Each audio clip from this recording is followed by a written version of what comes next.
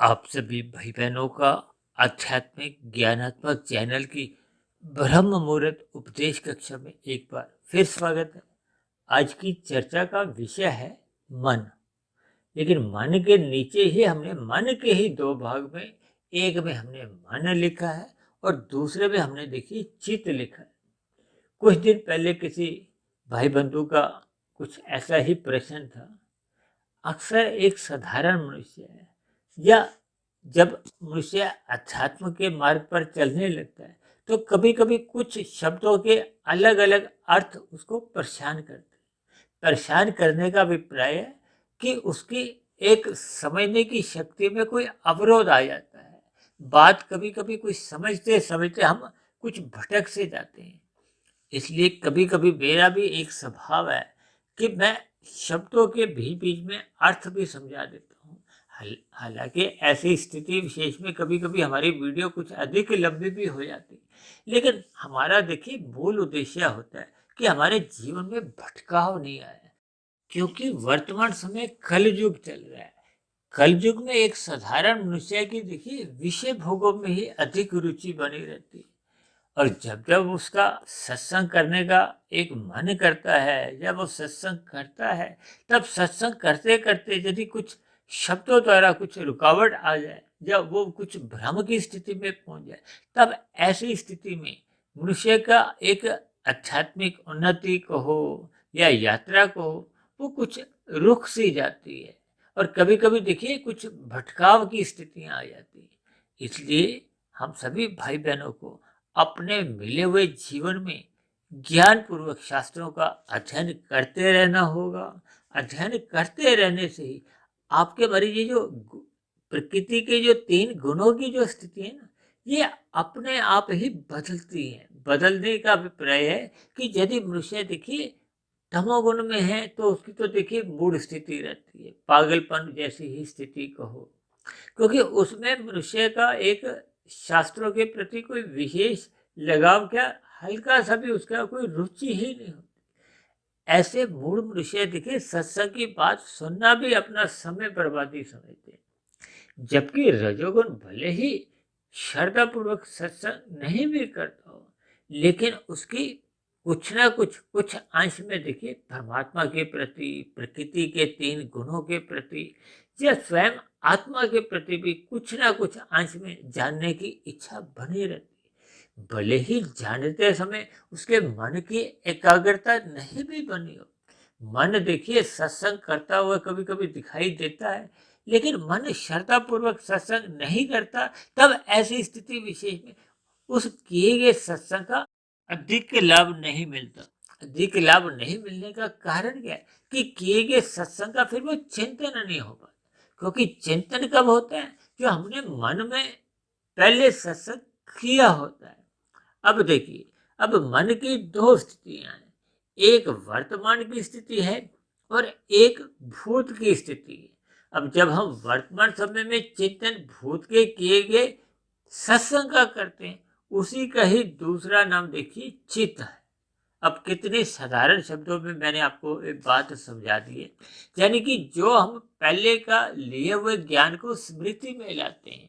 अक्सर कभी कभी दो मित्रों के बीच में भी बातचीत होती है या रिश्तेदारों में भी बातचीत होती है, तो वो एक दूसरे को जब कोई शिकायत करते हैं तो कहते हैं ना, तूने तो मुझे भुला ही दिया, तू मुझे याद ही नहीं करता, तू मुझे चेते ही नहीं करता। ऐसे शब्द अक्सर बोल दिए जाते हैं। तो ये सभी बातें देखिए स्मृति की होती हैं। अब स्मृति में हम कभी कभी क्या होता है कि हम उस स्थिति विशेष का जब हम चिंतन नहीं करते, देखिए जब दो मित्रों के बीच में बातचीत का सिलसिला टूटने लगता है, दो रिश्तेदारों में जब बातचीत टेलीफोन पे होनी कम हो जाती, तो फिर रिश्ते थोड़े थोड़े कमजोर पड़ने लगते हैं। इसी तरह हम सभी भाई बहनों को अपने स्मृति में जितना भी हमने ज्ञान लिया होता है, उस ज्ञान की हमें बार बार मन में एक स्मृति लानी होती है। स्मृति का अभिप्राय देखिए चित्त से है, चिंतन से है, मनन से है। किन्हीं भी शब्दों से देखिए इन बातों को आप अपने मन में, मस्तिष्क में एक बिठा सकते हैं। देखिए मस्तिष्क से मेरे बात एक और दिमाग में आ रही है कि देखिए हम जब भौतिक ज्ञान लेते हैं तो वो देखिए हम अपने दिमाग के स्तर पर या मस्तिष्क के स्तर पर उसको टिकाते हैं। तभी वो देखिए टिका हुआ ज्ञान आपका हमारा एक आगे की भौतिक उन्नति में सहायक बनता है। हम भौतिक ज्ञान में भी वो जितना पहले का लिया हुआ ज्ञान है वो स्मृति में बने रहने से ही फिर हमें आगे का जो एक विशेष ज्ञान है वो समझ में आता है। अब बच्चा देखिए नर्सरी कक्षा में जाता है तो आरंभिक स्थितियों में उसका देखिए एक साधारण ज्ञान होता है ना, गणित का जमा घटा कैसे कैसे उसको सिखाया जाता है। तो उस लिए हुए ज्ञान को वो अपने दिमाग में बैठाता है ना, मस्तिष्क में कहो स्मृति में कहो, तभी वो आगे की ऊंची कक्षाओं में वो जो मूल ज्ञान था वो भूलता नहीं। इसी तरह देखिए जैसे जैसे हमने शास्त्रों का एक सूक्ष्म ज्ञान लेना होता है तब ऐसी स्थिति विशेष में हमें जो शास्त्रों का जो एक मुख्य रूप से जो हमने ज्ञान लिया होता है वो सदा ही हमें स्मृति में बनाए रखना होता है। बनाए रखने का अभिप्राय क्या है कि जैसे जैसे देखिए हम चिंतन करते हैं वो चिंतन करते करते वो आपके कारण शरीर में सहज ही एक संस्कार रूप में अंकित हो जाता है। अब संस्कार जितना मजबूत होगा तो फिर वो आपके हमारे स्वभाव में आ जाता है। अब बात जब स्वभाव में आ जाती है तो फिर वो भूलती नहीं है। इसीलिए तो बार बार मनुष्य को कहा जाता है कि सत्संग करो संग से बचो। और मैं तो अक्सर अपनी चर्चाओं में बार बार कहता हूँ कि रजोगुण मर्यादा में रखो, विषय भोगों का संग एक स्थूल शरीर की अवस्थाओं तक ही सीमा में रखो। क्यों? क्योंकि रजोगुण भी देखिए अप्रत्यक्ष रूप से आपका हमारा देखिए कुसंग ही माना जाता है। ये भी कोई सत्संग की ओर हमें नहीं ले जाता। और तमोगुण की स्थितियां तो देखिए प्रत्यक्ष रूप से कुसंग ही मानी जाती है। जब भी हम अपने जीवन में निषेध कर्म करते हैं, नीतिगत कर्म करते हैं, पाप कर्म करते हैं, विभिन्न प्रकार की छल कपट ठगी हेरा फेरी करते हुए हम अपना स्वभाव बिगाड़ लेते हैं। और देखिए काला रंग बहुत जल्दी असर करता है और ये जल्दी से मिटता भी नहीं है। इसलिए मनुष्य को अपने मिले हुए जीवन में बार बार यही एक संदेश उपदेश दिया जाता है कि सत्संग करो सत्संग करते रहो। तभी तो मैं भी देखिए प्रतिदिन जो हम सुबह शाम की जो वीडियो बनाते हैं उसमें बार बार कहा जाता है कि अपनी सात्विक दिनचर्या बनाओ, ब्रह्म मुहूर्त में उठो।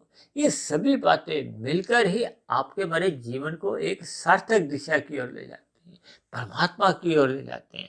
आपका हमारा मिला हुआ जीवन एक सफलता की ओर जाने लगता है।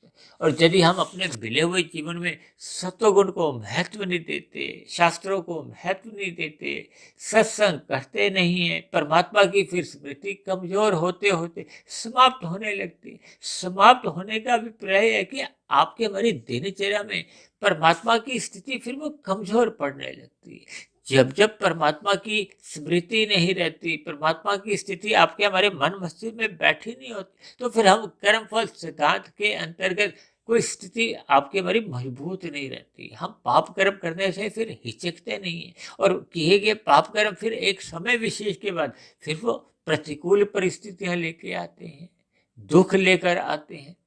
और मनुष्य की मरने के बाद की जो एक प्रतिकूल परिस्थितियां हैं वो देखिए तामसी जोनियां हैं, दंड रूपी जोनियां हैं। भले ही देखिए परमात्मा की सभी एक जीवों पर एक दया भाव बने रहते हैं। अब परमात्मा ने नीचे की जोनियों को क्रमशः अचेत इसीलिए रखा है क्योंकि नीचे की जोनियों में जीवों की देखिए बहुत ही बुरी हालत है। उनको हर समय लगभग दुख ही दुखों का सामना करना पड़ता है। उनको देखिए 2-3 वक्त की रोटी भी नसीब नहीं होती, भोजन भी नहीं मिल पाता, लेकिन तब भी उनकी देखिए दिनचर्या चलती रहती है, उनको नींद भी आ जाती है। जबकि एक साधारण मनुष्य की देखिए स्थितियां अलग हैं। उसके पास आज का भी खाना है, हफ्ते बाद का भी खाना है, अगले महीने का भी खाना है। और ऐसे कितने ही मनुष्य हैं जिनके पास देखिए पूरे जीवन भर के खाना है। खाने का अभिप्राय देखिए कोई आटा दाल चावल से नहीं है, ये धन की स्थिति से नापना होता है। किसके पास कितना धन है, कितना उसने देखिए धन का संपत्ति रूप में एक संग्रह किया हुआ है। ये सभी स्थितियां देखिए आपके हमारे जीवन में अक्सर देखने को मिलती हैं। और ऐसी ऐसी स्थितियां भी देखने को मिलती है कि किसी किसी के पास तो इतना इतना धन है कि उसके आने वाली कितनी ही एक पीढ़ियां खा सकती है। लेकिन इन सभी स्थितियों पर हमें विचार करना चाहिए कि मनुष्य जीवन का जो एक उद्देश्य है वो देखिए परमात्मा को पाने का है, क्योंकि परमात्मा एक अनंत स्वरूप सत्ता है। परमात्मा से जुड़ने के लिए हमें सतोगुण की स्थिति मजबूत करनी होती है। सतोगुण की स्थिति तभी मजबूत हो पाती है जब हम श्रद्धा पूर्वक सत्संग करते हैं। श्रद्धा पूर्वक सत्संग करने से ही फिर प्रकृति के जो पांच भोग्य विषय हैं या जो संसारी आकर्षण है उनका हमारा मन में एक ज्ञान पूर्वक वैराग्य होने लगता है। अन्यथा देखिए अस्थायी रूप से तो अक्सर जब जब देखिए कुछ जीवन में एक त्योहार आते हैं तो अस्थायी रूप से हमें सतोगुण का हम संग करते हैं। थोड़ा बहुत स्थिति में सुधार आता है लेकिन वो बहुत ही अस्थायी होता है। अब हर 6-6 महीने बाद जो नवरात्रि के पर्व आते हैं अक्सर संसार में क्या भारत में तो विशेष रूप से देखिए ऐसी सात्विक स्थितियां बनते आप देखते हो। लेकिन उसके बाद की स्थितियां क्या होती हैं वो आप हम भली भांति जानते हैं। देखिए आपका हमारा जीवन जब तक एक व्यवस्थित नहीं होता, सात्विक नहीं बनता, अनुशासित नहीं रहता, तब तक उसके जीवन में कोई एक विशेष सुधार हो नहीं पाता। यानी एक अस्थायी सुधार केवल कुछ घंटों दिनों तक ही रहता है। सात्विक स्थितियां बन नहीं पाती। जब तक सात्विक स्थितियां मजबूत नहीं बनती तो आपका हमारा रजोगुण बिगड़ा रहता है। बिगड़ने का मतलब ये राशि विषय भोगों की गलियों में आवारागर्दी करता है। ये आवारागर्दी ही मनुष्य को फिर तमोगुण में कब कितने स्तर पर गिरा देती है मनुष्य को इसका देखिए बोध नहीं रहता। हम सभी इन सभी बातों पर अक्सर गहरे तल पर चिंतन नहीं करते, क्योंकि चिंतन इसलिए नहीं कर पाते क्योंकि मनुष्य का लगभग अधिकांश जीवन रजोगुण में ही बीतता है। वो सतोगुण का संग केवल मेहमान की बात ही करता है। जैसे मेहमान देखिए ब्याह शादी में जाते हैं या एक दूसरे के घर में जाते हैं तो कितने घंटे वहां रुकते हैं, थोड़ा सा जीवन का अंश ही वहां बिताते हैं। हम ब्याह शादी में जाते हैं 1-2-3 घंटे बाद फिर वापस लौट आते हैं। आपका भरा जो एक असली जीवन है वो तो देखिए राजसी बीतता है। हम अपने परमात्मा के परिवार के सदस्य बन नहीं पाते, परमात्मा से अपना संबंध पहचान नहीं पाते, परमात्मा से अपने हृदय से संबंध नहीं बनाते। और जब जब मनुष्य से परमात्मा से एक गहरे संबंध नहीं बनते, हालांकि देखिए आत्मा का और परमात्मा का तो सजातीय संबंध है, दोनों चेतन तत्व है। हमारा माया से तो किसी भी प्रकार से कोई दूर दूर तक कोई संबंध ही नहीं। वो तो जड़ स्थिति है, जड़ पदार्थों की दुनिया है। वो जो आपको हमें परिवर्तनशील लगती है वो तो परमात्मा की ब्रह्म शक्ति पाकर एक प्रकृति की व्यवस्था बनाई गई है। ये जो बार बार कहा जाता है ना ब्रह्म मुहूर्त में उठो, ब्रह्म मुहूर्त में उठो, वो किस लिए कहा जाता है? क्योंकि ब्रह्म मुहूर्त का समय देखिए लगभग एक सात्विक स्थितियां से जुड़ा होता है। यूं भी आप कह सकते हो कि सतयुग की स्थिति होती है। अब उसके बाद की तो देखिए फिर त्रेता युग आ जाता है, द्वापर युग आ जाता है और शाम ढलते ढलते तो देखिए कलयुग की स्थितियां आपको हमें देखने को मिलती है। इन सभी बातों को हमें भावार्थ रूप में समझना होगा। अक्सर मेरे जानने वाले देखिए कितने ही ऐसे लोग हैं जो अक्सर मुझे अब ये ऐसी ऐसी एक राय भी देते हैं कि हमारी तो लगभग देखिए 1200 वीडियो तो प्रसारित लगभग होने जाती है, हो चुकी हैं। फिर हमें प्रतिदिन ही सुबह भी और अब तो शाम को भी हम प्रतिदिन 2-2 वीडियो क्यों प्रसारित करते हैं? देखिए हम परमात्मा से जितना अधिक जुड़े रहते हैं तब उतनी स्थिति विशेष जुड़ने से आपकी हमारी सात्विक स्थिति मजबूत बनती है। फिर आपका हमारा रजोगुण मर्यादा में बना रहता है। जब जब देखिए रजोगुण मर्यादा में बना रहता है तो फिर मनुष्य तमोगुण में गिरने से बच जाता है, क्योंकि तमोगुण की ही स्थितियां आपके हमारे कर्मों की जो एक लेखा जोखा की जो कर्माशय है वो बिगाड़ती है। शास्त्रों में कहा गया ना कि देखिए एक मनुष्य की अलग अलग स्थितियां होती हैं। अब देखिए मूड का अभिप्राय क्या होता है कि जो परमात्मा से जुड़ता ही नहीं है, सत्संग सुनता ही नहीं है, बल्कि सत्संग की स्थितियों को भी मजाक में ले लेता है। और एक स्थिति होती है मन की शिफ्ट। शिफ्ट का अभिप्राय क्या होता है कि वो कभी कभार परमात्मा की एक सुमुखता बनाता है। जैसे हम मंदिर में मंगलवार को गए या कुछ कर्म कांड किए, लेकिन मन संसार की ओर ही झुका होता है। हम वहां जाते हैं फिर पुनः लौट आते हैं। ये शिफ्ट की स्थिति होती है। ऐसे संसारी मनुष्यों का देखिए रजोगुण प्रधान होता है और तमोगुण भी साथ में फिर जुड़ जाते हैं, क्योंकि तमोगुण और रजोगुण देखिए पड़ोसी हैं। मनुष्य रजोगुण में स्थित रह नहीं पाता, वो बार बार तमोगुण में गिरता रहता है, भले ही एक संसारी मनुष्य इस बात को स्वीकार नहीं करता। और जब जब हम देखिए मन में निर्णय लेते हैं कि हमें परमात्मा के मार्ग पे चलना चाहिए, तब ऐसी स्थिति विशेष में आपका हमारा सत्वगुण एक मजबूत स्थिति में बनने लगता है। फिर आपका हमारा सत्संग श्रद्धा पूर्वक होने लगता है। श्रद्धा पूर्वक किए गए सत्संग का हमें फिर बाद में लाभ क्या होता है कि हम उस किए गए सत्संग को स्मृति में लाते हैं, उसको याद करते हैं, चित्त में लाते हैं। तो फिर आपकी हमारी एक विक्षिप्त की स्थिति बनने लगती है। ये विक्षिप्त की स्थिति बनने से फिर आपका हमारा रजोगुण एक मर्यादा में रहता है। जब जब रजोगुण मर्यादा में रहेगा तो ऐसी स्थिति का एक ही लाभ है कि मनुष्य तमोगुण की निचली स्थितियों में जाने से बच जाता है, पाप कर्मों से बच जाता है। तब ऐसी स्थिति विशेष में उसकी देखिए आध्यात्मिक उन्नति करने की संभावना बनी रहती है। और जब मनुष्य देखिए विक्षिप्त से आगे एकाग्र स्थिति में होता है, यानी कि वो थोड़ा एक गंभीर होने लगता है कि परमात्मा के ज्ञान विज्ञान को समझने की अब उसकी रुचि बनने लगती है। वो अपना रजोगुण मर्यादा में रखता है, रात को जल्दी सो जाता है, ब्रह्म मुहूर्त में उठने का अपना एक अभ्यास बनाने लगता है, स्वभाव जगाने लगता है, संस्कार बना लेता है। तब ऐसी स्थिति विशेष में उसको परमात्मा के सत्संग की बातें, शास्त्रों का अध्ययन करना या विभिन्न प्रकार के अपने प्रश्नों को रखना उसको अच्छा लगता है। ये सभी स्थितियां देखिए परमात्मा की ओर हमें एकाग्र करती हैं। और एकाग्र की स्थिति लंबे समय तक बनी रहने से फिर संसार के आकर्षण फीके नजर आने लगते हैं। मनुष्य का गुजरा हुआ जो रजोगुनी समय होता है उस पर भी कुछ अंश तक देखिए उसको पश्चाताप होने लगता है, आत्मग्लानि होने लगती है।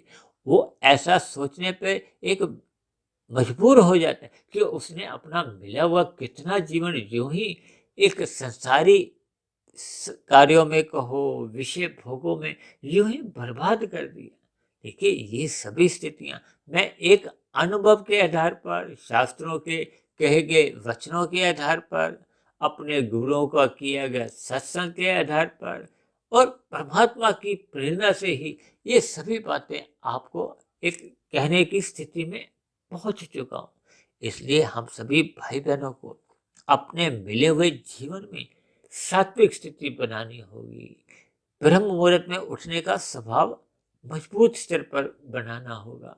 ये सभी स्थितियां जब आपके हमारे जीवन में निरंतर बनी रहती है तो आपका हमारा जीवन आध्यात्मिक उन्नति की ओर सहज ही चलने लगता है। फिर धीरे धीरे इसमें गति आ जाती है। मनुष्य केवल निष्काम भाव से अपने कर्म करता है, यानी कि अपने कर्मों को एक कर्तव्य समझकर ईमानदारी से करने लगता है।